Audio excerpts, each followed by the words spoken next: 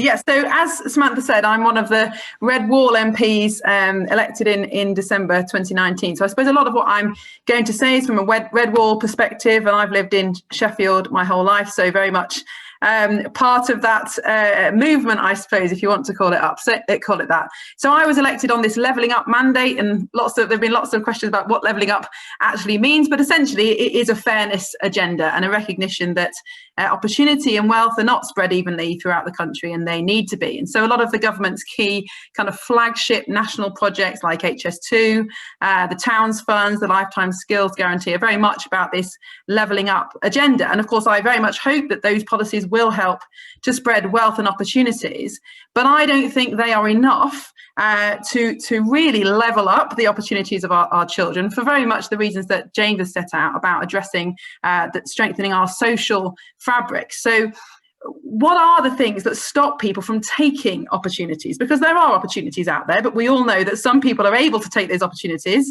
some young people, and some aren't. And the lack of a high-speed train is not really the real reason why a kid from a tough estate in South Yorkshire can't get a good job. So if we look around at the people that we know, what are the characteristics of people who live successful lives? I don't mean earn huge salaries, but people who are fulfilled, content, who make a difference in the world, who are solvent, and who are able to take advantage of the opportunities that they have in education, in employment, in friendships and relationships. And I think the characteristics of those kind of people who do have success, are the ability, the inclination to work hard. They're people who are well connected to others who can open opportunity doors for them. They're people who have strong family relationships, good mental health, and people who have what we might call old-fashioned character traits like resilience, perseverance, confidence, patience, self-control. And these characteristics are not something that you get because the government spends more on education or more on trains, or certainly not principally from that.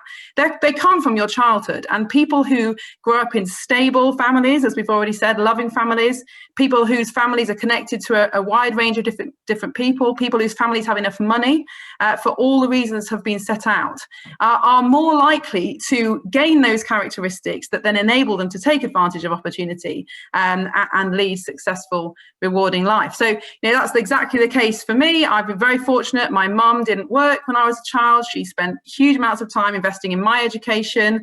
My parents helped me to grow confidence. We had enough money, enough connections. And I'm absolutely not where I am today on my own merit. I'm here because of the childhood I had, the people who I was connected with, and the doors that other people have opened for me. But so many children don't grow up in these conditions. And if you're poor, if your family isn't stable, if you don't have space at home to study, if you don't have a wide range of role models and connections in your community, if no one has time to invest in your character and nurture you, you've got much less chance of success. And as a society, we fully acknowledge that. So when we put school league tables together, we make allowances for how many deprived children there might be in a school's cohort. So we fully expect children from deprived backgrounds to underachieve. But what are we doing to address it? And I think we have to start with the family. And of course, the key to a child's healthy development are these stable families with loving relationships that the other panelists have laid out so articulately, where parents do have enough money, but not just money, time, to an emotional and resilience and energy to invest in their children, because parenting is hard work and it's not something you just do in your spare time. It is a big emotional commitment. So just to take a practical example of how a child can be nurtured and the effect that it has on their outcomes. Let's imagine a child that's being bullied at school. Now, let's imagine this child comes from a relatively well-off family where one parent isn't having to work full time. That parent takes time to go and meet the school, talk to the head teacher during the school day. They can spend time comforting their child. They can spend time teaching their child strategies to cope with the bullying, to overcome it. They might go to a parenting support group to learn some new skills to help their child. They might come up with a strategy with the school of how to address the bullying. Perhaps if things don't get better, they might have the time, even the financial resources to move their child to a new school. Now, compare the outcomes of that child going through that experience with a child who perhaps comes from a single parent family. The mum has 3 other kids. She's working more than full time in several jobs to make ends meet. She's being harassed by her ex. She doesn't have time to go into school to talk to the head teacher. She's stressed and anxious herself. That exacerbates the problem with the child. She doesn't know anyone with the skills to ask for help. The problem isn't a lack of love or desire to raise the child well and help them get through this experience. It's a lack of time and emotional resilience that's caused by the parent's own struggle for financial security, essentially, and for emotional security. So I think, although all these other outcomes that we measure are important, actually, that the characteristics of strong families, and therefore children who are able to start to take advantage of opportunities, start very early on. So how do we strengthen families? Well, I think there are 3 things that strong families need, and it's been said a lot already, but the right skills, enough support, and enough money. And the Family Hubs agenda that Samantha was talking about at the beginning, I very much hope will start to address, or is already addressing, the issues of support and skills for parents, as well as we need very much more investment in our social fabric, in voluntary sector, those kind of things that can provide those wraparound support for families that need it. But families also need enough money, and we've heard a lot about the impact of poverty on families and children, and the impact that has on their outcomes as they grow up. But that money isn't just for paying for food.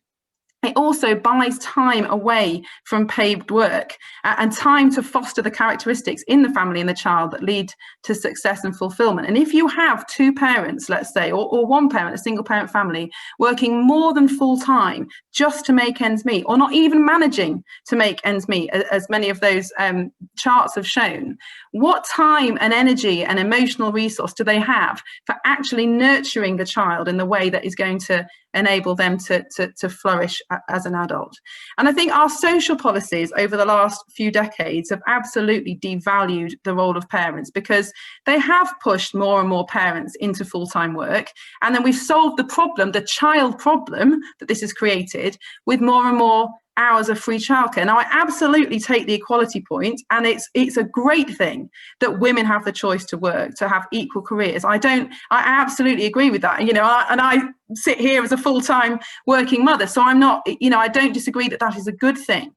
But is it the best thing for our children to have both parents, particularly in the early years, working full time, and for those children to be in childcare, often not with a relative or a close friend, but in a nursery with many other children, and not perhaps the kind of childcare that they would get at home? And so, have we missed the point of parenting? Have we just focused on parents' contribution to GDP and paying the bills, rather than the parent's role in nurturing the child's values and virtues? And those things only come through relationship, and relationships only come through time. So if we want our children to grow up in an environment that gives them the tools of success, we have to make it easier for parents to spend more time with their children, especially in the first few years, if that's what they want. And I take the point that different families have different choices, and different families have different setups in terms of support from extended families and friends. This isn't all families, but for the families where they feel they want to spend more time at home with their children, particularly in the early years, we need to give them that choice. And we talk so much about choice, particularly when we talk about women's equality. But there are so many women right now who don't have a choice. They have to work, and they have to work full time. And I remember when I was going back to work after having my first child, I had a range of friends from all different social spectrum, from lawyers and doctors to supermarket workers. And I can't think of one of my friends who would have chosen to go back to work full time if they had a choice. It's not just about, women don't just prioritise their career. They also massively value that time with their child that can never be replaced. And I think that's a very important, we have to understand that. Now, and also, as Samantha alluded to, I think whilst certainly having a mix of childcare options out there is good, there is a role for all different types of childcare. There is evidence starting to emerge that too much childcare too early on in a child's life, by which I mean, in a nursery setting potentially, not with a close family member or friend, can actually be damaging for children in terms of their mental health, their educational achievements. And I think we need to look more closely at that, and those results coming out from Sweden and Canada. And also it's intuitive, the kind of experiences and relationships that a child gets in bonding with their parents are clearly going to be more easily obtained if they spend more time with that parent. They have the security of that relationship, then potentially are looked after with a number of other children in the absence of someone to whom they have with whom they have a strong bond. So how do we create this environment where parents do have the choice not to work all hours, become incredibly stressed, and for that stress to lead to family breakdown or family insecurity? Well, one thing I think we have to do is reform our tax and benefits system to recognise the important job that parents are doing, which is raising the next generation who are going to be the next contributors to our economy and the next parents in generations to come. And in the UK, our tax policies squeeze families much, much harder than in comparable countries. And James has already spoken about this, because we tax people as individuals and not households. So let's say you earn £30,000 a year, you'll pay the same amount of tax whether you're a single person living in a one-bedroom flat or a parent trying to support a number of children. And this is particularly difficult for one-earner households, whether that's because it's a single parent family or a couple family where one person isn't working and one person is. So if you live in a one-earner household with 4 children, in order to have the same standard of living as a single person earning the medium income, which is £26,500, the working parent in that family has to earn nearly £80,000.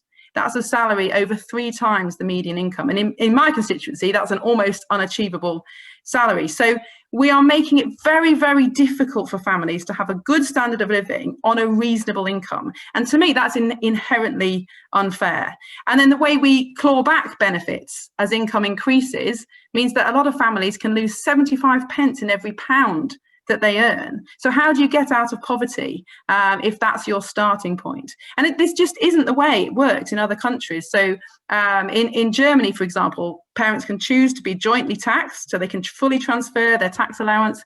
They get an additional around €2,500 tax allowance per child to recognise that raising children is expensive and it takes time and money.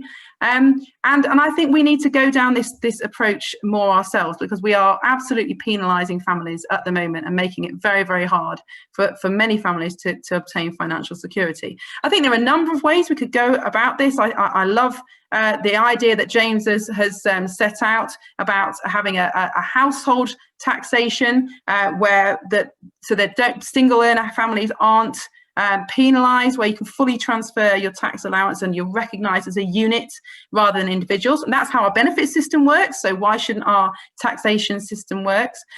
Or we could massively increase the personal allowance for parents to recognise parental responsibilities, or we could front load child benefit. So instead of spreading child benefit over 18 years, we could just give it out in the first 5 years when the pressures on loss of income are the greatest, and also when parents want to spend most time with their children in those crucial early years. So I think all of these options need to be explored by economists, by politicians. We've got to be brave about talking about them. I think it is a progressive agenda. It doesn't have to be about traditional roles, but it is about stability, and it is about making sure that we properly invest in the next generation. And we're not just looking at outputs of GCSE results and who's got the best trains and buses, but actually the inputs, what goes into creating the kind of people that can have lifelong success and fulfillment. I think there's a question about demand as well for these policies, because this is something that I've come up against. What demand is there for changing our taxation structure? And I think my comment to that would be, for anyone under 45, under 40, we don't know there's another way, because couple taxation ended in this country a generation ago. And unless you spend time studying other countries' taxation policies, which is not many people's idea of fun, how would you know that there could be another way? So I think we've got some work to do on that. Reassessing, reforming our taxation policy, it won't solve the whole problem. We've got to look at housing costs. I agree with James. I think we should build masses of social housing. I think that's the only real way that we can solve the housing crisis. We should have generous enough benefits that those out of work are not Absolutely on the poverty line, completely agree with that. I think we need to look at tax credits. We should be paying higher wages rather than subsidising employers with tax credits.